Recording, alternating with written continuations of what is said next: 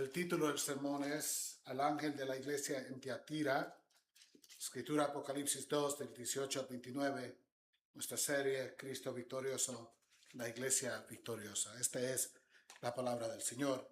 Escribe al ángel de la iglesia en Tiatira, el Hijo de Dios que tiene ojos como llama de fuego y sus pies son semejantes al bronce bruñido, dice esto: Yo conozco tus obras, tu amor, tu fe, tu servicio y tu perseverancia, y que tus obras recientes son mayores que las primeras. Pero tengo esto contra ti, que tolereas a esa mujer Jezabel, que se dice ser profeta, y enseña y seduce a mis siervos a que cometan actos inmorales y coman cosas sacrificadas a los ídolos. Le he dado tiempo para arrepentirse, y no quiere arrepentirse de su inmoralidad. Por eso la postraré en cama, y a los que cometen adulterio con ellas los arrojaré en gran tribulación, si no se arrepienten de las obras de ella. A sus hijos mataré con pestilencia, y todas las iglesias sabrán que yo soy el que escudriña las mentes y los corazones, y les daré a cada uno según a sus obras. Pero a ustedes, a los demás que están en Tiatira, a cuantos no tienen esta doctrina, que no han conocido las cosas profundas de Satanás, como ellos las llaman, les digo que no les impongo otra carga. No obstante, lo que tienen, reténganlo hasta que yo venga. Al vencedor, a que guarde mis obras hasta el fin, le daré autoridad sobre las naciones, y las regirá con vara de hierro, como los vasos del alfarero son hechos pedazos, como yo también he recibido autoridad de mi Padre. Y le daré el lucero de la mañana. El que tenga oído, oiga lo que el Espíritu dice a las iglesias. Padre, te damos gracias por tu verdad aquí registrada por nosotros. Déjanos exponer esta verdad de una manera simple, sencilla, con palabras adecuadas. Pedimos que el Espíritu Santo aplique esta verdad a los corazones y que transforme y cambie nuestro pensar en varias cosas. Para el cristiano, profundiza su fe. Para el incrédulo, sálvalos, Padre. Para la persona que tenga pensamientos contrarios a tu palabra, Padre, corrige. Pedimos estas cosas en el nombre de Jesús y para tu gloria. Amén. Y amén. Pueden tomar asiento, amados. Esta epístola, encontrada dentro del libro del Apocalipsis, está escrita a la iglesia en Tiatira. La ciudad de Tiatira estaba ubicada tierra adentro, lejos de la costa, entre dos valles. Su ubicación la convirtió en un importante centro comercial, y la ciudad era conocida por sus numerosos gremios comerciales, asociaciones de artesanos organizados según sus distintos oficios. Hoy diríamos uniones, la unión de carpinteros, la unión de electricistas, una unión. La membresía en estos gremios, en estas uniones, era necesaria para ganarse la vida en Tiatira. No se permitía trabajar si no era miembro de uno de estos gremios. Pero cada gremio estaba asociado con su propio dios o dioses, y ser miembro requería participar en la adoración de estas deidades falsas. Esto significaba comer alimentos sacrificados a los ídolos y participar en las fiestas inmorales que acompañaban las celebraciones religiosas de los gremios. Bueno, esto ponía a los cristianos en una situación extremadamente difícil. Una vez que Cristo salvaba a uno de ellos tenían que tomar una decisión dolorosa: abandonar el gremio y perder su sustento, o permanecer en el gremio, participar en la idolatría, en la inmoralidad y ser infieles a Cristo. Imagínense, viene a Cristo por primera vez y empieza a leer la palabra y empieza a mirar el primer mandamiento que leemos hoy: de no tendrás otros dioses antes de mí. Y ahora miras tu gremio y dices: yo no puedo participar en esas cosas. Pero si no participo, no puedo trabajar. Si no trabajo, no puedo pagar los biles. Si no pago los biles, ¿cómo le voy a dar alimento a mis hijos? Era una decisión terrible. Y si sí participo para alimentar a mis hijos, estoy negando la fe. Era una terrible posición. Esta era la presión que enfrentaban los creyentes en Tiatira. Tenía que escoger entre las exigencias de su cultura y su fidelidad a Jesús. Y ser fieles a Cristo tenía un precio enormemente grande para ellos y sus familias. Hambre, destitución, ruina financiera. Esta era la posición de estos cristianos. Miremos entonces ahora con ese entendimiento el versículo 18, donde Cristo manda esta epístola y se introduce. Escribe el ángel de la iglesia en Tiatira, el Hijo de Dios, que tiene ojos como llama de fuego y sus pies son semejantes al bronce bruñido, dice esto. Esta epístola está dirigida primeramente, como hemos estudiado, al ángel o al pastor, el mensajero de la iglesia en Tiatira, quien era responsable de recibir el mensaje de Cristo y enseñárselo a esa congregación específicamente. Uno de los pastores recibieron epístolas, como hemos visto, donde se dice están haciendo todo bien. El pastor puede decir, gloria a Dios, estamos bien como iglesia. Otros pastores van a recibir una carta, todo está mal usted en su iglesia. Y la culpa la tiene quien, principalmente los pastores, los ancianos de esa iglesia, como líderes. Y la mayoría de los pastores recibieron una epístola diciéndole, hay cosas buenas, pero cosas que no están haciendo bien, cosas que los pastores habían fallado en esa área y la congregación había fallado con ellos. Esta es la situación aquí en Tiatira. Habían cosas buenas, pero habían cosas que no estaban bien y el pastor había permitido cosas que no debía haber permitido. Esta epístola está dirigida a este pastor, a este ángel. Y como en las demás epístolas, el autor de cada una de estas epístolas a la iglesia es Jesucristo. Él se identifica de una manera que habla directamente a la situación en cada iglesia, también en Tiatira, confrontando la falsa enseñanza que llevaba a la iglesia a comprometerse moralmente con los gremios comerciales. Había una falsa maestra enseñándole a la gente que podían permanecer en los gremios, participar en las cosas inmorales y todavía ser cristianos. Entonces ese es el problema que está ocurriendo en esta, y Cristo está confrontando esta falsa enseñanza, porque Cristo le importa la puridad de su iglesia. Amén. Recordemos que la iglesia es llamada ¿qué? La novia de ¿quién? De Cristo. ¿Verdad? Y como novia, Él quiere que sea pura. Y por eso el hermano leyó en Efesios lo que leemos anteriormente. Primero, Él se llama a sí mismo, entonces Él se llama a sí mismo el Hijo de Dios. Se está identificando como el Hijo de Dios, declarando su deidad, majestad y autoridad suprema. En otras palabras, Él está diciendo, yo soy el Hijo de Dios. Dios está hablando. Pon atención. Inmediatamente sentimos que el tono de esta epístola hay algo serio en ella. Cuando Él dice, cuando Él se describe a sí mismo como el que tiene ojos como llama de fuego, sus pies son semejantes al bronce bruñido. Como vimos en el capítulo 1, sus ojos de fuego representaban su conocimiento perfecto y su juicio santo. Sus pies semejantes al bronce bruñido representan su fuerza y poder para juzgar y destruir el mal. Había maldad en Tiatira y Cristo la está viendo. Los ojos son de fuego, yo lo veo todo. Y estaba listo con sus pies de bronce bruñido a destruir y aplastar cualquier maldad en esta iglesia. Hay una pesedad en esta epístola inmediatamente. Cristo se describe en la manera como se describió en el capítulo 1. Cada una de las iglesias recibe una porción del capítulo 1. Ahí miramos la gloria, el espectáculo de quién es Cristo, la segunda venida de Cristo. Y en una de esas introducciones, Cristo se describió de esta manera. Yo lo veo todo y tengo los pies semejantes de bronce. A Tiatira solo se le usa esa descripción. Tienes que ustedes entender. Yo lo miro todo y mis pies están listos para aplastar lo que está mal. Entonces hay una pesadumbre en esta epístola. Inmediatamente aprendemos entonces que Cristo no pasará por alto el pecado, especialmente cuando los falsos maestros llevaban a su iglesia, a su novia, al adulterio espiritual y moral. Ese es el juego, eso es lo que estaba ocurriendo. Esta mujer estaba enseñándole a la iglesia a cometer adulterio físico, fornicación física, pero espiritual y moral contra Cristo, en tener otro Dios, quebrantar el primer y el segundo mandamiento. Y Cristo le está advirtiendo a esta iglesia, tengo los pies listos para estampar, para destruir cualquier falsedad. Y nos preguntamos, ¿pero por qué severo? No es severo. Piénsalo de esta manera.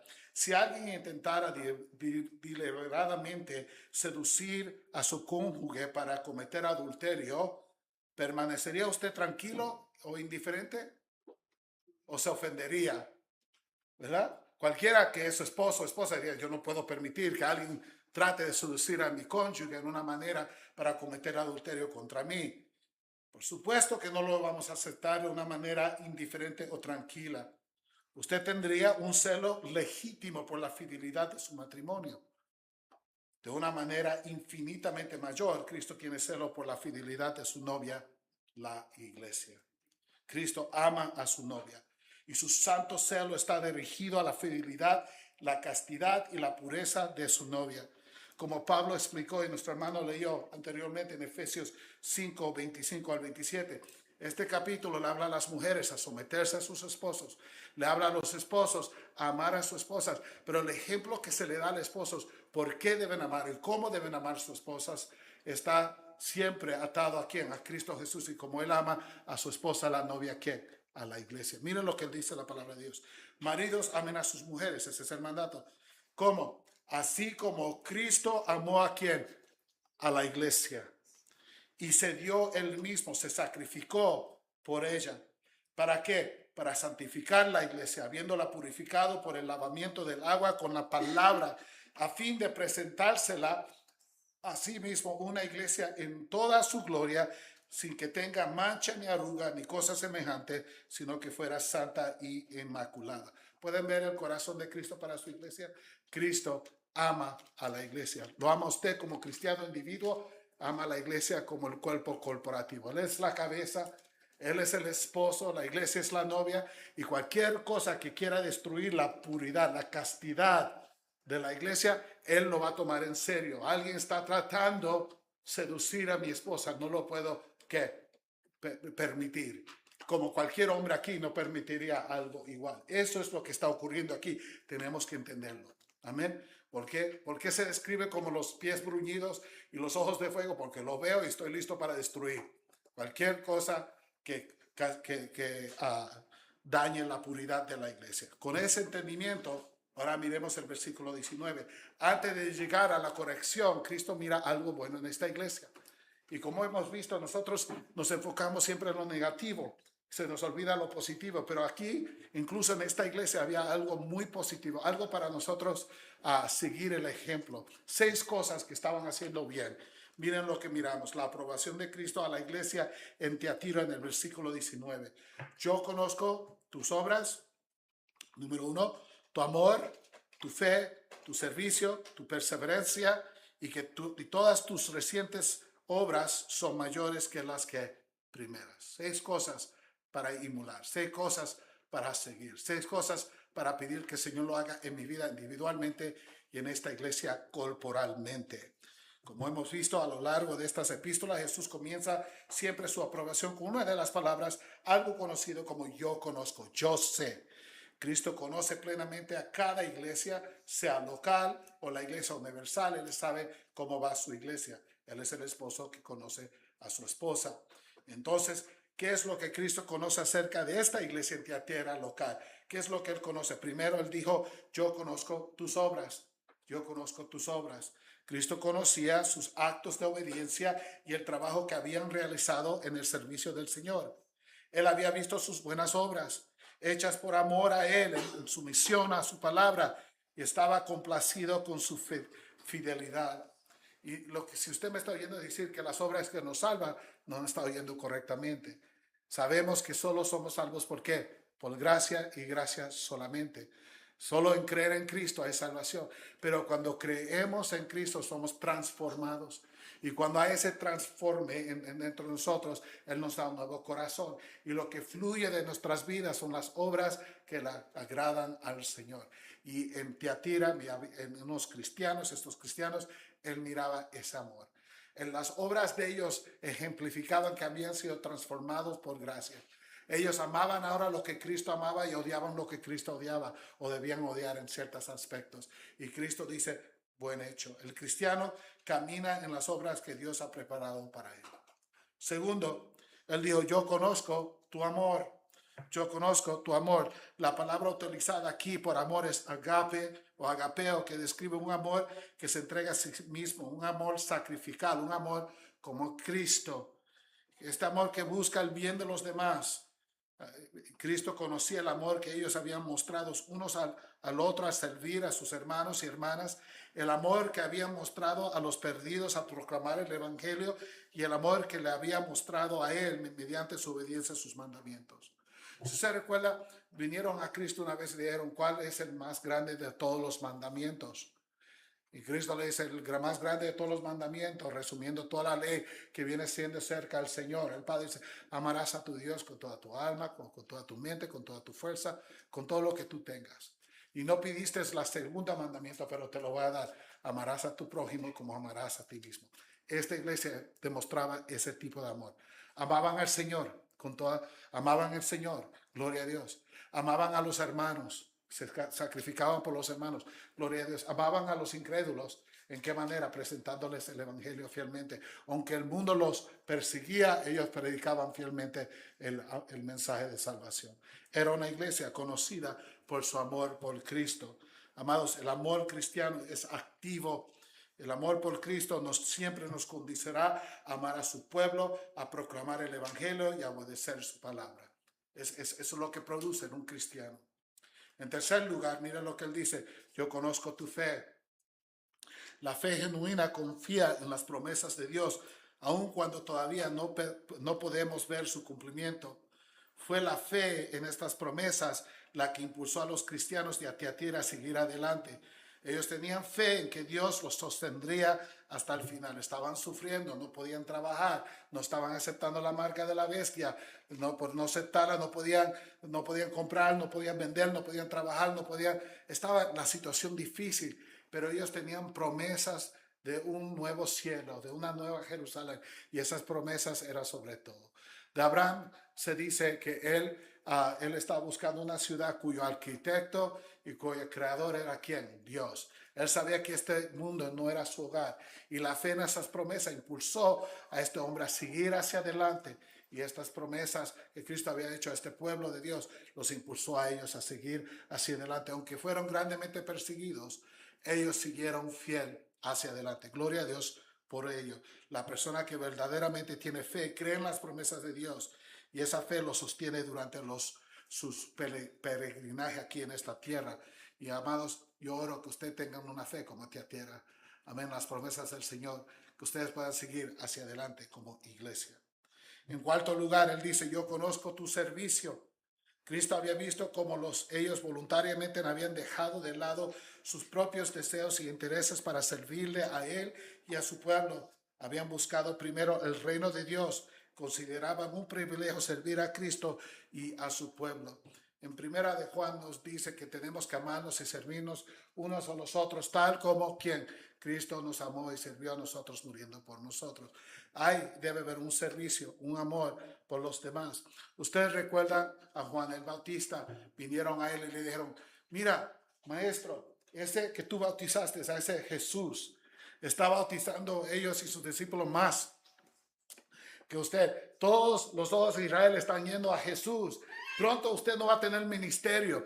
¿Qué vas a hacer para pelear contra este que se está quitando tu ministerio? ¿Se recuerda la respuesta de Cristo? Yo soy el mejor hombre en la boda, no soy el novio. La novia le pertenece ¿a quién? Al novio. Imagínese ir a una boda y ¿quién se casa con la novia? El mejor hombre. Sería algo increíble. No, así no funcionan las cosas. El novio se casa con ¿quién? La novia. Y él dice algo muy interesante, ¿verdad? Él tiene que aumentar y yo tengo que disminuir. Y ese espíritu que tenía Juan el Bautista debe residir en el corazón suyo y el corazón mío. Imagínese si usted puede servir a su esposa de esa manera. Yo tengo que disminuirme y tú tienes para que tú puedas ser elevado. Es algo que es distintamente cristiano. Imagínese si usted trataría a cada uno de los hermanos aquí. Yo menos, tú más, y él tiene ese corazón, yo menos y tú más. Imagínense lo que miraría en este mundo, en esta iglesia. Miraría a Cristo. Amén. Amados, Cristo nos llama a servirle a él y a su pueblo con humildad, gozo y dejando voluntariamente de lado nuestros propios intereses para atender las necesidades de los demás. En quinto lugar, él dice, yo conozco tu perseverancia. Tu perseverancia. Cristo sabía que ellos habían aprendido a soportar fielmente las dificultades, esperando que Él obrara a su manera y en su propio tiempo. y era dificultosa la situación en Tiatira para los cristianos. Cualquiera puede soportar las dificultades por un tiempo breve, pero la paciencia bíblica continúa confiando en Dios cuando la prueba dura más de lo que esperábamos que durara. Se niega a tomar atajos pecaminosos solo para escapar del sufrimiento. Y eso es lo que miramos aquí en Tiatira. Ellos estaban sufriendo, no podían pagar sus biles, no podían trabajar, los niños lloraban de hambre y ellos decían, tenemos que hacer lo que es correcto. Tenemos que seguir hacia adelante. Vamos a perseverar aún en esta dificultad. Ese es un cristianismo genuino, ¿verdad? Que dice, si estoy en estas situaciones porque Dios me puso en ella y aquí voy a florecer aunque sea difícil. Aquí voy a darle fruto al Señor. En quinto lugar, él dice, yo conozco esta perseverancia. En otras palabras, los cristianos en Tiatira no eran personas que se daban por vencidas. Continuaron obedeciendo a Cristo, amando a su pueblo y sirviendo a su reino, aun cuando hacerlo era difícil y costoso. Lo soportaron todo con paciencia porque sabían que Dios era soberano. Amén. Y en sexto lugar, él les dice, yo conozco tus obras recientes son mayores que las primeras. A medida que los creyentes de Tiatira crecían en Jesús, en su fe, también crecían en su obediencia y en su servicio a Cristo. Habían avanzado más allá de los principios elementales, como dice el libro de Hebreos. Con el paso del tiempo, su amor, obediencia y servicio habían aumentado. Estaban haciendo más por Cristo de lo que habían hecho al principio. Amados, esta es una hermosa imagen de la madurez cristiana. Escuche esto, los cristianos genuinos no permanecen espiritualmente estancados, sin crecer. Mientras más amo a Cristo, más quiero servir a Cristo. Mientras más amo a Cristo, más quiero crecer en Cristo. Mientras más amo a Cristo, más se mueve Cristo en mi propia vida. Y ese debe ser, amén, la realidad de cada una de sus vidas. ¿Usted está estancado espiritualmente? ¿Cómo está su vida con Cristo? ¿Ha crecido? ¿Está creciendo? ¿Ama a Cristo más? Se le nota en la vida que sirve a Cristo aún más y más. Mientras más lo ama, más lo sirve. Eso es lo que estaba ocurriendo en Tiatira. Así que el versículo 19, tan breve que es, nos presenta una foto del cristianismo genuino. Esto es lo que son los cristianos. Así es como actúan los cristianos. Esto es como parecen los cristianos. Esta es la forma de ser cristiano. Jesús elogia a la iglesia de Tiatira porque su fe era genuina. Oremos para que Cristo encuentre nuestra iglesia de la misma manera. Amén. Una iglesia que tiene estos 6 verdades como verdades principales aquí. Todo bajo la sombrilla del amor a Dios. Ahora miremos el versículo 20 al 21. La corrección de Cristo a la iglesia en Tiatira. Pero tengo esto contra ti, que tolereas a esa mujer, Jezabel, que se dice ser profetiza, y enseña y seduce a mis siervos a que cometan actos inmorales y coman cosas sacrificadas a los ídolos. Le he dado tiempo para arrepentirse y no quiere arrepentirse de su inmoralidad. ¿Pueden ver cómo Cristo habla de esa mujer? Tolerean a esa mujer, Jezabel, que dice ser, ella dice, yo no. Pueden ver la actitud que hay aquí de Dios sobre esta mujer. Entonces, por todo lo bueno que había en Tiatira, Cristo tenía mucho que elogiar en la iglesia de Tiatira, pero también tenía una severa corrección para ellos. No todo estaba bien. Primero, Cristo corrige a la iglesia propia, porque ellos permitían que esta mujer tomara un oficio y predicara y enseñaran cosas que eran contra la palabra de Dios. Tengo esto contra ustedes. ¿Cómo le cayó esta frase al pastor de esa iglesia que recibe la carta? Tengo esto contra ti, tú has permitido, tú toleras. La iglesia tolera. Esto no es el trabajo de los ancianos, sino es el trabajo de la iglesia tolerar lo que no es bueno. Entonces la iglesia tenía un problema, estaban tolerando algo que no podían tolerar. Cristo tenía mucho que decir, corregir a esta iglesia. Jesús estaba profundamente disgustado porque la iglesia había permitido, y la palabra que él usa es tolerar, que la corrupción permaneciera a través de esa mujer, a quien él llama Jezabel. Jezabel no era su verdadero nombre. Cristo le da este nombre como un insulto porque su enseñanza e influencia se parecían a las enseñanzas y influencia de Jezabel del Antiguo Testamento, quien llevó a Israel a destrucción mediante su idolatría. Hemos estudiado la vida de Jezabel, amén. Hemos visto del principio hasta la muerte en esta iglesia nuestro estudio de Primera de Reyes y Segunda de Reyes. Y miramos una mujer de corrupción que casi destruyó a Israel el norte con su idolatría. Cuando Cristo dice esa Jezabel, él sabe su nombre, pero él no está usando su nombre. Él está diciendo Jezabel para que ellos que entendían cómo él se sentía de esta mujer, tal como la mujer más peor de todo el Antiguo Testamento era ¿quién? Jezabel. Y dándole este nombre, Cristo te dice exactamente cómo él se siente de ella. Le está diciendo esta mujer es de lo peor de lo peor. ¿Por qué toleras ustedes a esta mujer, a esta enseñanza? Ese es el principio aquí. Cristo está hablando, le está insultando por la influencia que ella tiene. Esta Jezabel dice, se llama ella misma profetisa de Dios. No lo es, yo no la llamo profetisa. Ella dice ser profetisa de Dios, tiene credenciales, dice, el Señor me llamó a predicar, el Señor me llamó a decir estas cosas, yo sé que Dios me llamó. Ella profetiza, ella proclama ser un instrumento de Dios. Pero dice Dios, ella se llama profetisa, yo no, porque no es profetisa, amén. No es una mujer de Dios. Cristo la identifica por su verdadero carácter. Ella es una mentirosa. Ella afirmaba hablar en nombre de Dios, pero era una falsa profetisa que hablaba sin que Dios jamás lo hubiera enviado.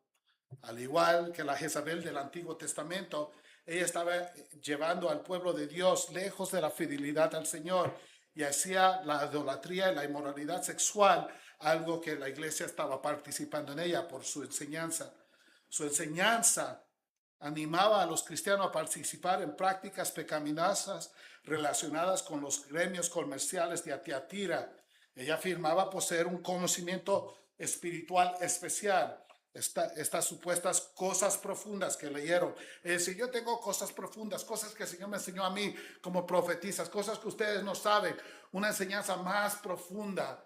Tengo algo nuevo que ustedes tienen que escuchar. Una manera de ver ese capítulo, ese versículo con lentes nuevos. Cuando usted haga algo así, corra. Amén. Corra. Abandone todo, dé la vuelta y corra lo más pueda que al lado. Tengo algo nuevo. No hay nada nuevo en la palabra de Dios. El Señor ha dado la palabra de Dios para conducir a la iglesia por los últimos 2000 años. Y no le va a dar a alguien algo nuevo que nunca jamás había existido en la iglesia para entender. Una manera de mirar el versículo, el capítulo de otra cosa. No. Cuando usted escuche eso, corra. No es del Señor. Amén. El Señor está interesado que su iglesia sea santa en todas las épocas. Y le ha dado la palabra en esa época para conducirlos a ellas. Pero ella dice, yo tengo cosas profundas, pero no provenían de Dios. Ella dice, yo tengo cosas profundas de Dios, pero Cristo aquí identifica las cosas profundas de ¿quién? De Satanás. No importa lo que ella diga, Dios lo clasifica exactamente de dónde viene. ¿Esto viene de quién? De Satanás. Su enseñanza era corrupta, era malvada porque iba más allá de la palabra de Dios revelada y era directamente en contra de la palabra del Señor. Amén. Cuidado con quien escuchemos. Segundo, observe el segundo pecado de la iglesia.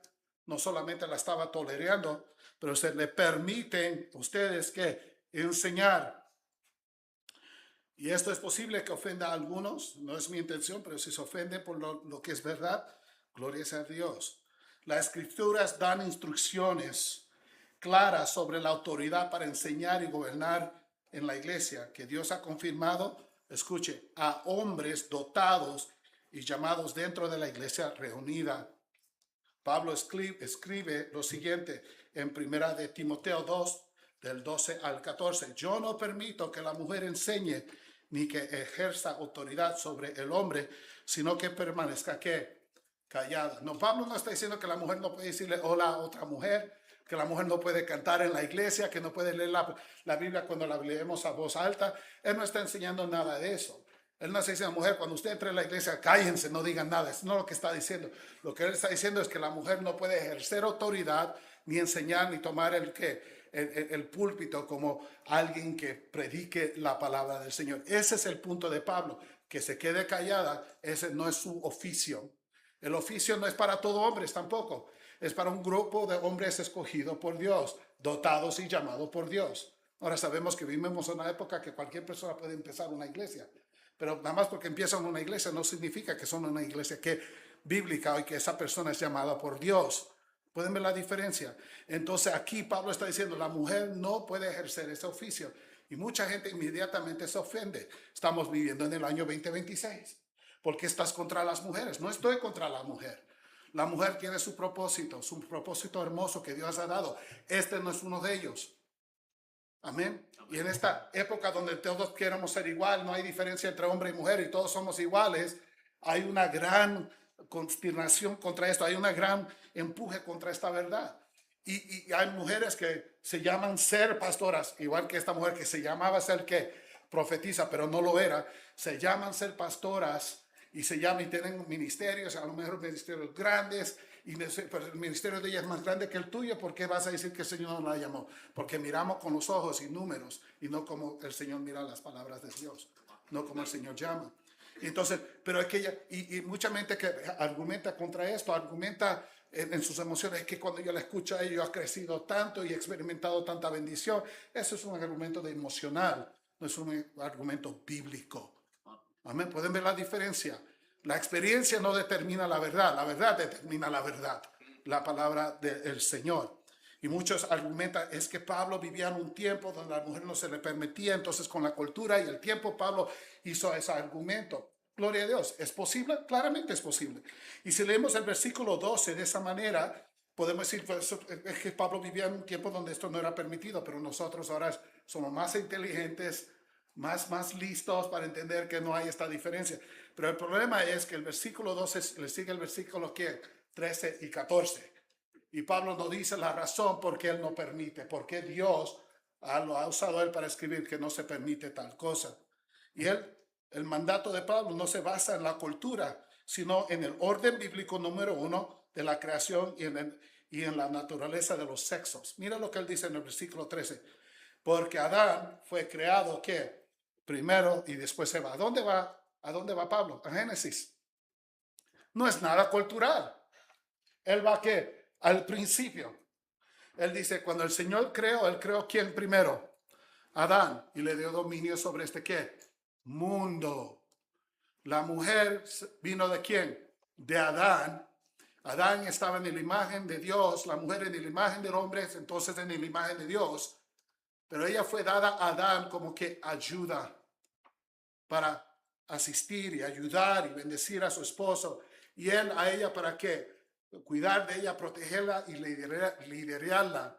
Ese es el punto de Pablo aquí. Mire la creación. ¿Quién fue creado primero? Fue Adán. ¿Por qué? Porque fue creado en la imagen de ¿quién?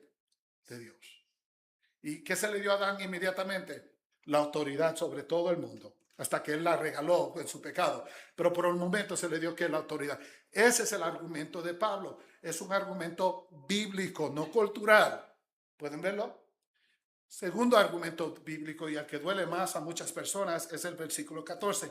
Y Adán no fue el engañado, sino la mujer, siendo engañada completamente, cayó en transgresión. Hay una forma en que todo pecado es engaño, ¿verdad? Nos engañamos y creemos que podemos pecar contra Dios y no sufrir las consecuencias. De esa manera, ambos fueron ¿qué? Engañados. Pero Pablo está hablando aquí de literalmente lo que ocurrió. Lo que ocurrió fue que Satanás estaba buscando una manera de entrar y destruir lo que Dios había creado. Y cuando miró al hombre y miró a la mujer, escogió ¿a quién? A la mujer, porque la miró como que alguien más fácil de que engañar espiritualmente. Porque la mujer, por lo regular, piensa emocionalmente. Y él sabía que si puedo entrar, si puedo hacerla caer a ella, puedo también llevarme a su esposo. Y cuando Satanás decidió atacar, no atacó a Adán, atacó ¿a quién? A la mujer. Eso es lo que Pablo está diciendo, ¿pueden verlo? Y Satanás le mintió, mira que Dios no quiere que tú tengas tal, y que Dios no quiere que tú hagas lo otro, y Dios está manteniendo lo bueno para sí, no quieres que... Y ella dijo, tienes razón, Satanás. Ella lo creyó todo. Amén. Pero qué inteligente eres, Satanás, tienes toda la razón.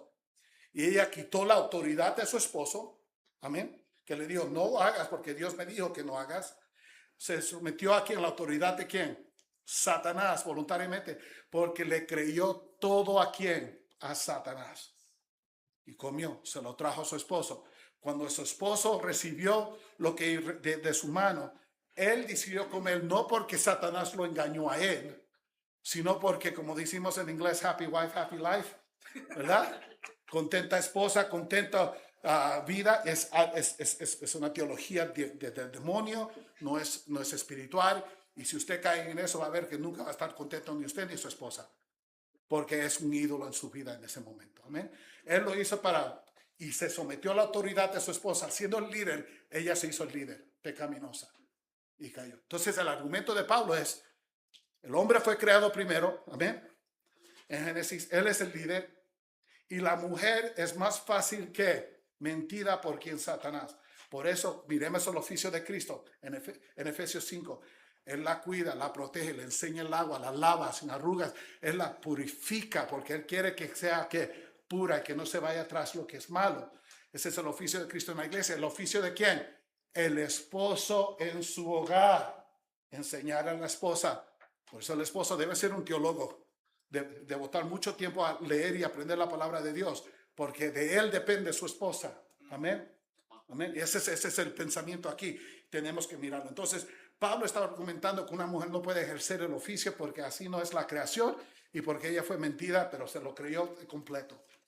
Y dice, ¿y esa mujer cómo va a liderar en la iglesia a predicar? Si fácilmente Satanás la puede, ¿qué? Mirar lo que quieres, no quieres esto, no quieres, sí, lo quiero y lo va a aceptar.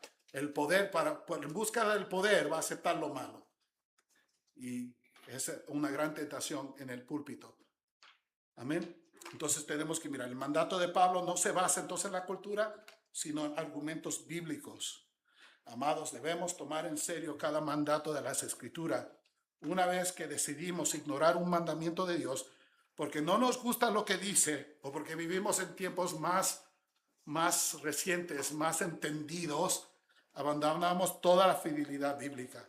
Y una vez que comencemos a dejar de lado la palabra de Dios, en una área continuaremos comprometiendo la palabra de Dios hasta que quede nada que quede nada que sea sagrado, y el error reine en la iglesia. Entonces Pablo no lo permite. Estos pastores, ustedes permiten a esta mujer enseñar. ¿Cómo se atreven? Tiatira había olvidado que no existe manera de que una mujer sirva como pastora o maestra de una iglesia local y ella permanezca fiel a la escritura. Es imposible. Y si soy pastora y ser fiel a la palabra de Dios, es imposible, porque estoy negando lo que la palabra de Dios dice. Ya no soy fiel. Amén. Por lo tanto, y esto va a ser difícil para escuchar, pero escuche, cualquier mujer que acepte un oficio que las escrituras no le permite ejercer, ya está actuando en contra de la autoridad bíblica. Y escuche lo demás. Toda mujer que sirve como pastora es, por la naturaleza misma de ese oficio, una falsa maestra. Amén. No me importa qué lindo predique. Mira que predicó Romanos 8 pero estaba correcto y perfecto. Sí, el demonio se disfraza como un ángel de ¿quién? De luz. Absolutamente, claramente. No va a decir todo mal todo el tiempo, pero si ella dice soy pastora y está predicando, ya es una falsa profeta. Es imposible ser pastora. Ese oficio no existe en la palabra del Señor. Amén. Inevitablemente esta mujer, cualquier mujer que tome ese oficio, ya sea por su enseñanza o por su práctica, llevará a otros al camino equivocado, porque ya ella ha rechazado la autoridad bíblica, ya camina en rebelión contra la palabra de Dios. Pero que yo soy pastor y que yo lo entiendo la palabra y son tiempos diferentes y que el Señor sabe y el Señor me dice, ¿y por qué me va a dar Todo eso indica un corazón en rebelión contra Dios. Y el que ya está en rebelión contra Dios no te puede enseñar a ti cómo amar a Dios. Es imposible. Cuidado, amados. Bueno, este es el problema que estaba en Tiatira. Ahora debemos observar la paciencia, la misericordia y el amor de Dios. Mira el versículo 21. Y no sé si se le va a caer la boca en el piso, pero a mí se me le cayó. Le he dado tiempo para arrepentirse. Esta es una falsa maestra, se llama Jezabel. Dices el profeta, enseñando donde no debe, enseñando todo el mal. Y Dios no la mata de inmediatamente. Dios en su misericordia le da tiempo a qué? A arrepentirse. Qué bueno es Dios. Amén. Qué paciente es Dios. Qué declaración tan extraordinaria. Cuando esta mujer comenzó a enseñar su falsa doctrina y se apuntó a sí misma como profetisa, Dios no la mató inmediatamente. Le dio tiempo para reconocer su pecado, apartarse de él y buscar el perdón. Le mandó personas, le mandó sermones, le mandó pastores. Qué gracia inmerecida encontramos de Dios. Pero Jesús dice, lastimadamente, no quiere arrepentirse de su inmoralidad. Pero que yo soy pastora, que yo soy esto, a mí nadie me lo quita. El Señor me llamó, yo sé, tuve una experiencia, alguien profetizó sobre mí. Cuando hay poder es difícil dejar el poder. Ella rechazaba constantemente y obstinadamente la misericordia y la gracia de Dios. No importa todo el tiempo que Cristo le dio, ella no se arrepentía. Y entonces lo que viene sobre ella es la muerte. Amados, Dios es paciente con los pecadores y en ocasiones incluso con los falsos maestros y hermanos, falsos hermanos que pecan. Usted ha prendido el televisor y mira a esos falsos profetas y dice, Dios, ¿por qué no los mata? Porque es paciente. Amén. Hay tantos de ellos, ¿verdad? Que uno dice, pero la iglesia sería mejor si el Señor lo matara a todos. Amén. No crea que no lo he pensado yo. Porque me da cólera cuando miro a alguien predicar una cosa que es completamente contra, y están decepcionando a las personas del Señor y traen mentira. Mi corazón me duele, mi corazón pastoral me duele. Me lastima, me enojo. Ojalá enojo justo. Y pero Señor, ¿por qué no los matas a todos? Porque eres que paciente. Le di tiempo para arrepentirse. Es algo que no puedo entender yo a veces. Dios es paciente con ellos. Él frecuentemente retiene su juicio inmediato y les da tiempo para arrepentirse. Su paciencia jamás debe confundirse con aprobación. Miremos lo que dice Romanos 2:4. No tienes en poco las riquezas de su bondad y tolerancia y paciencia, ignorando que la bondad de Dios te guía ¿a qué? Al arrepentimiento. Ella tomó que el Señor no la había matado como aprobación de Dios. Y Dios dice, no, te estaba dando tiempo para que arrepentirte, y porque no te arrepentiste, ahora eres una mujer muerta. Mira el versículo 22 y 23. La advertencia de Cristo a la iglesia en Tiatira. Por eso la postraré en cama, y a los que cometen adulterio con ella los arrojaré en gran tribulación si no se arrepienten de las obras de ellas. A sus hijos mataré con pestilencia, y toda la iglesia sabrán que yo soy el que escudriña las mentes y los corazones, y les daré a cada uno según sus obras. Jesús había sido paciente con la corrupción en Tiatira, pero su paciencia ya había llegado a su límite. Él les advierte acerca de la certeza de su juicio. Para la mujer, Jesús dice, la postraré en cama. En inglés, en cama de dolor y tribulación. La mujer que había usado su influencia para llevar a otros a la inmoralidad espiritual y la inmoralidad física, sería ella misma puesta bajo el juicio eterno. La cama, y aquí el Señor está usando este idioma simbólico, otra vez la pondré en cama. La cama normalmente era un lugar de placer para esta mujer adúltera.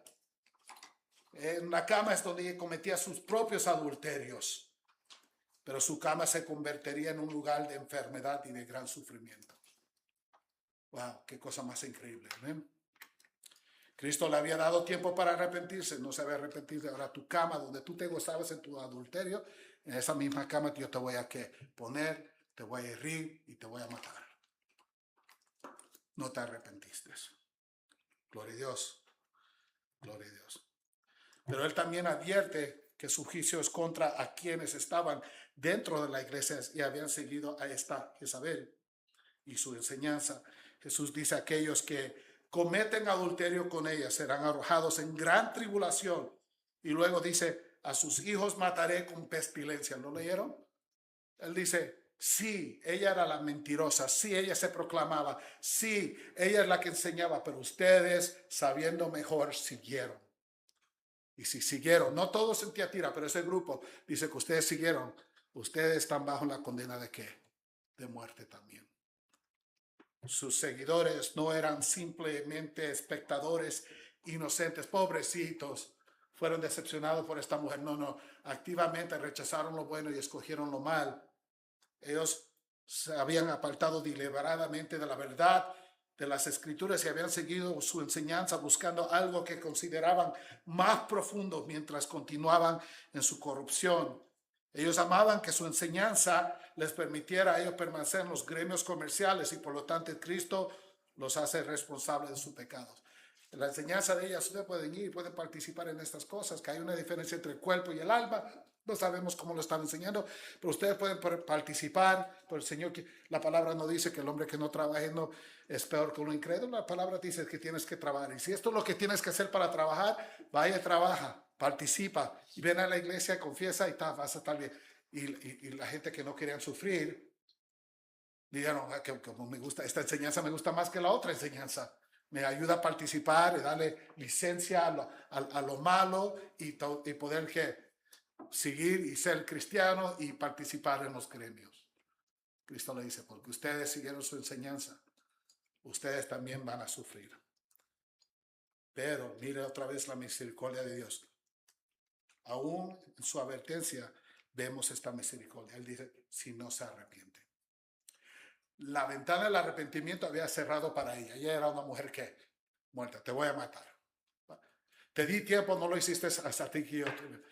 Pero a los que le seguían, la ventana para ustedes todavía está ¿qué? Abierta. Mira, te voy a matar si no te arrepientes. Bien claro, bien duro de oír, pero bien lleno de ¿qué? Gracia y amor. Porque no los mata, les da otra oportunidad. Si se apartaban de su enseñanza, abandonaban su pecado y regresaban a la verdad de la palabra de Dios, podían escapar el juicio que ya estaba viniendo. De lo contrario, serían condenados a muerte eterna. Amados, las advertencias de Dios están llenas de gracia y nos dan tiempo para apartarnos de la destrucción. Sigamos a Cristo. Ahora, observe el propósito de todo esto. Jesús dice que es para que todas las iglesias sepan que yo soy el que escudriña las mentes y los corazones y les daré a cada uno según sus obras. Porque Jesús es el Señor de su iglesia y Él no permitirá que su iglesia permanezca en el pecado sin ser corregida. Él ama demasiado a su novia como para permitir que la corrupción se extienda entre ella. Recordemos la advertencia de Pablo, un poco de levadura leuda toda la masa. El pecado que se tolerea no permanece contenido, se extiende. La falsa enseñanza que se tolera influirá a otros. La inmoralidad que se tolera limitará a la iglesia. Y es por eso que Cristo toma medidas tan fuertes contra Jezabel y sus hijos, los que la siguen. Es un término otra vez de insulto. Debido a esto, los demás iglesias verían y temerían. Su juicio sobre Tiatira serviría como una advertencia para cada iglesia local. No toleren lo que Cristo condena. No permitan lo que la falsa enseñanza y el pecado corrompan a la iglesia. No lo permitan.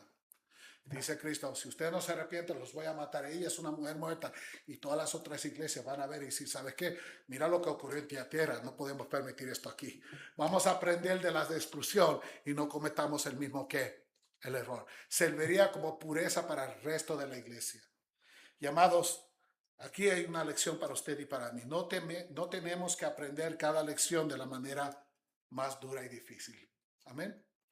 No tenemos que aprender, podemos aprender a observar lo que sucede cuando otros rechazan la palabra de Dios. Cuando vemos las consecuencias destructivas del pecado, debemos tomar la advertencia y apartarnos de él.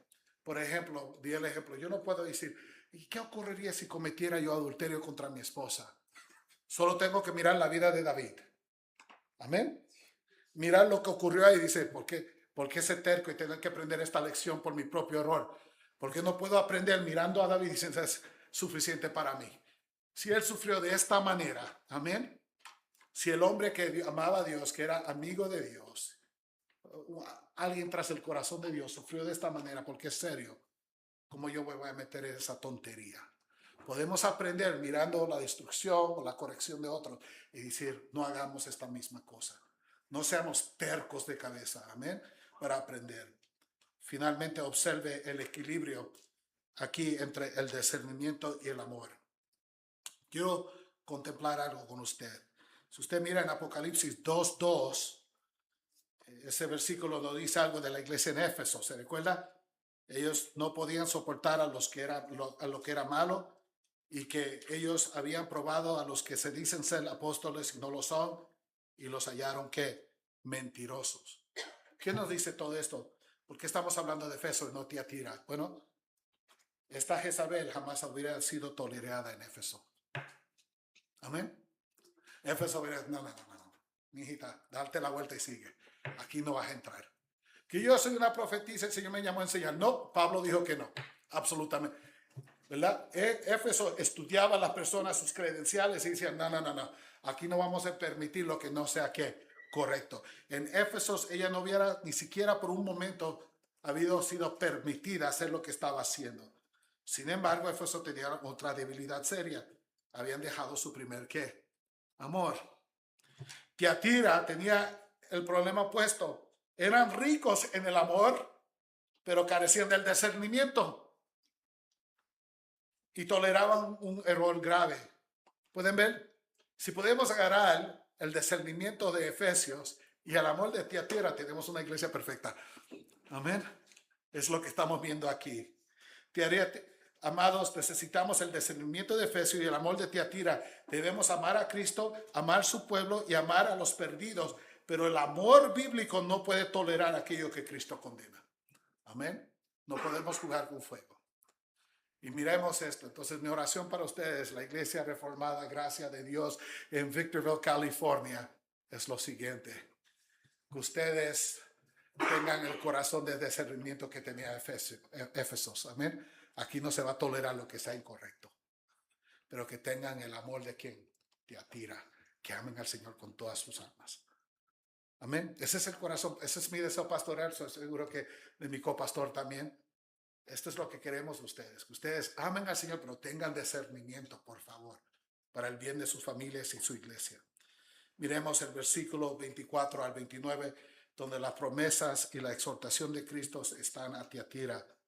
Él le dice a ellos y perdón, aquí mis notas están incorrectas, así que lo voy a decir de memoria, no lo voy a leer, pero le dice a ellos, a los que están ahí, pero al resto de ustedes que no han tenido esta enseñanza, dice que no han aprendido esas cosas llamadas las profundas de Satanás, a ustedes les digo, no les voy a dar otra cosa nueva, solo sigan con lo que están haciendo. Al que vence, le dice él, le daré, hasta el final le dice, le daré autoridad sobre las naciones, y al que vence le daré el lucero de la mañana. El que tenga oídos, que oiga lo que el Espíritu está diciendo. Aunque la iglesia había fallado en su discernimiento, debemos observar que no todos adentro de la iglesia de Tiatira habían seguido a Jezabel. Gloria a Dios, amén, por esta verdad. Habían creyentes fieles que habían rechazado su enseñanza y se habían negado a participar en su idolatría y inmoralidad. Jesús dice en el versículo 24, pero a ustedes, a los demás que están en Tiatira, cuantos no tienen esta doctrina, que no han conocido las cosas profundas de Satanás. Estas son las mismas personas que Cristo había elogiado en el versículo 19. Eran los creyentes que creían en el amor, la fe, el servicio y la perseverancia. Cuando la enseñanza de esta Jezabel llegó a la iglesia, ellos dijeron, yo no voy a participar en esto. Es pecaminoso, no es bíblico y deshonra a Cristo. Por eso Jesús les dice a estos creyentes fieles, no les impongo otra carga, no obstante lo que tienen, reténganlo hasta que yo venga. En otras palabras, continúan haciendo lo que están haciendo. Jesús le dice a ellos, sabes que no te voy a pedir nada más de ti. Sigue haciendo lo que estás haciendo. Sigue amando, sigue teniendo discernimiento, sigue buscando a predicar la verdad, siga amando y sirviendo a su Señor y a su iglesia. Sigan haciendo. Ustedes, este grupo, están bien. Gloria a Dios. No abandonen la obediencia fiel porque alguien les diga que necesitan algo nuevo. Amados, siempre existe la tentación de que las iglesias piensen, hemos estado predicando la Biblia, orando, cantando himnos, practicando las ordenanzas, evangelizando y discipulando a los creyentes durante miles de años. Quizás sea hora de probar algo nuevo, algo algún conocimiento más profundo, pero Cristo dice a su pueblo fiel, conserven lo que tienen, reténganlo hasta que yo venga. ¿Pueden ver? Hay gente que dice, pero es que la iglesia se ve igual que se vio 100 años atrás, entonces ustedes siempre cantando himnos y orando y predicando, necesitamos nuevas luces, nuevas máquinas de humos, el pastor necesitamos bajarlo del techo para que la gente lo mire con poder, necesitamos todas esas tonterías, algo nuevo, un entendimiento más profundo. Mentira de Satanás. ¿Qué le dice a este grupo? Gracias por no abandonar las sendas antiguas. Continuaron en lo que deben continuar. Sigan haciéndolo. Gloria sea a Dios. Amén. La respuesta nunca es la innovación. La respuesta es fidelidad. No necesitamos un nuevo evangelio. Necesitamos permanecer fieles al evangelio que hemos recibido. No necesitamos una nueva doctrina. Necesitamos aferrarnos firmemente a la verdad de la palabra de Dios que ha sido dada. Amén. Necesitamos el mismo evangelio. El hombre no es bueno, el hombre es pecador, no hay ninguna esperanza en el hombre, No, el hombre no se puede ayudar de ninguna manera. Él necesita justicia que viene de afuera porque él no la puede producir. Esa justicia se encuentra en el Hijo de Dios, que se hizo hombre, vivió la vida a perfección, cumplió la ley, fue a la cruz como sustituto. Necesitamos ese evangelio que predica que si yo me arrepiento y me entrego a Él, Él paga por mis pecados y me reviste de su justicia y el Padre me adopta. En corto, ese es el evangelio. Usted lo puede explicar más, le puede añadir otros versículos, pero en corto necesitamos el evangelio y solo ese evangelio. Y pastor, ¿tú crees que la iglesia puede hacerse grande de esa manera? Pues definimos grande. Maduros, amando al Señor, creciendo en las cosas de Dios, absolutamente. Es posible que no tengamos una iglesia llena de gentes, pero los que estén aquí que amen al Señor. Amén. Amén. Eso es lo que queremos. Amén. Luego Jesús da una promesa maravillosa al vencedor. El que guarda mis obras hasta el fin le daré autoridad sobre las naciones. ¿Quién es el vencedor? El vencedor es el creyente que guarda las obras de Cristo hasta el fin. Es aquel que permanece fiel a Cristo a pesar de la persecución, la tentación, la falsa enseñanza y la presión para comprometerse con el mundo. Jesús promete que el vencedor compartirá su gobierno sobre las naciones. Cristo ha recibido toda la autoridad en el cielo y en la tierra. Él es el rey que reina sobre su reino, derrota a sus enemigos y protege a su pueblo. Y de manera extraordinaria, Cristo permite que usted participe con él, que su pueblo participe en su reino. Leemos en Apocalipsis 3:21, al vencedor le concederé sentarse conmigo en mi trono, como yo también vencí y me senté con mi Padre en su trono. Qué maravilla de maravilla. Aquí se le promete a usted. Los santos que pertenecen a Cristo reinarán con él. Qué promesa tan extraordinaria. Aquellos a quienes el mundo consideraba débiles, necios, derrotados, un día reinarán con Cristo. Aquellos que sufren por negarse a comprometerse con el mundo compartirán el reino victorioso de Cristo. Amén. Es decir, yo sé que están sufriendo. Yo sé que es difícil. Sigan hacia adelante. Llegará el tiempo donde ustedes van a reinar conmigo. Gloria sea a Dios. Pero Jesús le promete al vencedor algo aún mayor, algo mejor. Él dice en el versículo 28, y le daré el lucero de la mañana. ¿Qué es el lucero de la mañana? ¿Qué es el lucero de la mañana? Bueno, la respuesta se encuentra en Apocalipsis 22:16, donde dice, yo Jesús he enviado a mi ángel a fin de darles a ustedes testimonio de estas cosas para las iglesias. Yo soy la raíz, la descendencia de David. Yo soy el que lucero resplandiente de la mañana. Entonces la pregunta no es ¿qué es el lucero de la mañana? La pregunta es ¿quién es el lucero de la mañana? Amén. Amados, el lucero de la mañana es Cristo mismo. Así que Jesús no está simplemente prometiendo darnos algo, Él está prometiendo darnos a sí mismo. Esta es la mayor recompensa del cielo. Miremos lo que dice el Salmo 73, versículo 25. ¿A quién tengo yo en los cielos sino a ti? Y fuera de ti nada deseo en esta ¿qué? Tierra. Amén. Ese es el corazón cristiano. Dame a Cristo. ¿A quién tengo en el cielo? Solamente a Cristo. Y en este mundo, ¿qué quiero más que a Cristo? Nada más, solo a Cristo. Y la promesa es que si usted vence, si usted mantiene fiel, en el día final Cristo le va a dar Cristo. Amén. Gloria sea a Dios por esta verdad. Amado, esto es lo que hace glorioso al cielo. Sí, habrá un cielo nuevo y una tierra nueva. Sí habrá resurrección, justicia, gozo y gloria.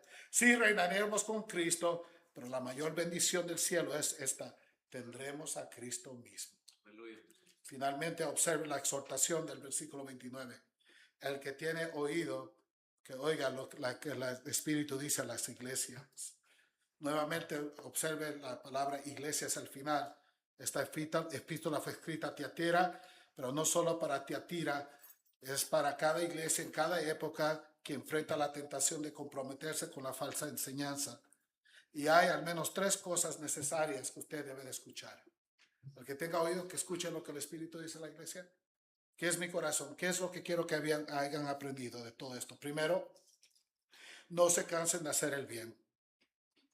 Cristo le dice a los creyentes fieles a Tiatira que conserven firme lo que tienen hasta que yo venga. La vida cristiana no consiste en comenzar bien y luego rendirse. Somos llamados a perseverar hasta el final. Amén. Cada año participo en una de las carreras, no participo, observo, yo no corro, pero cada año observo en mi trabajo las olimpiadas de los niños de la escuela primaria. Y ahí para los niños de 5º y 6º grados tienen que correr 1 milla. Y cada año miro cuando la pistola suena, sale un niño de 5º o 6º grado a 100,000 millas por hora. Corriendo, las manos, y está, y deja todos hacia atrás, pero va volando. Y cada año digo, él no va a terminar. No sabe correr. Amén. Y ya para la segunda vez que va alrededor del estadio que está corriendo, ya no puede correr, lo están pasando. Para el tercero se está vomitando, está en el piso, no puede correr con el calor. Amados, no importa cómo empecemos, tenemos que empezar. Empezar bien sí, pero tenemos que terminar bien. Amén.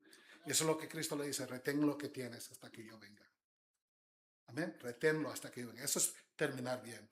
Segundo, tenga mucho cuidado con quienes son sus maestros. Amén.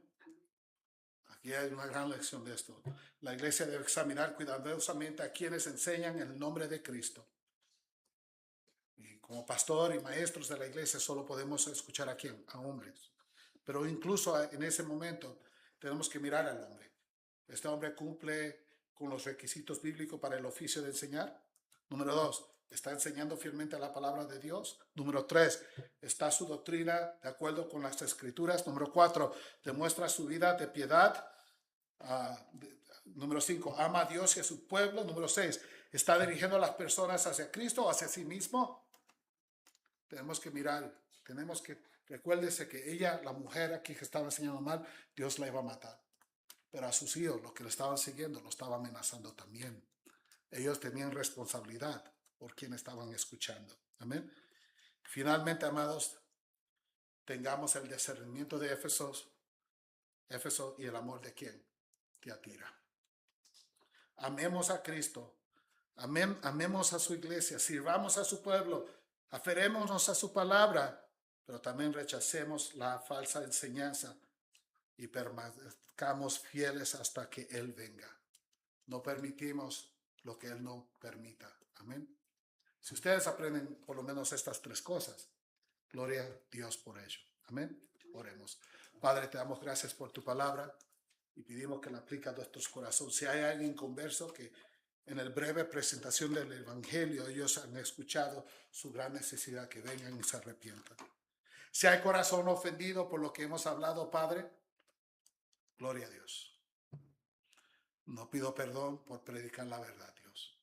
Si hay ofensa es porque no queremos someternos a la palabra de Dios. Eso es un corazón, una rebeldía, y pedimos, Padre, que puedan arrepentirse. Para el cristiano que está aquí, que escucha tu palabra, aplícala a sus corazones. Que tengan discernimiento, Padre. Que tengan amor, discernimiento de Éfeso y amor de Tiatira en sus vidas, oh Padre. Pedimos estas cosas en el nombre de Jesús y para tu gloria. Amén.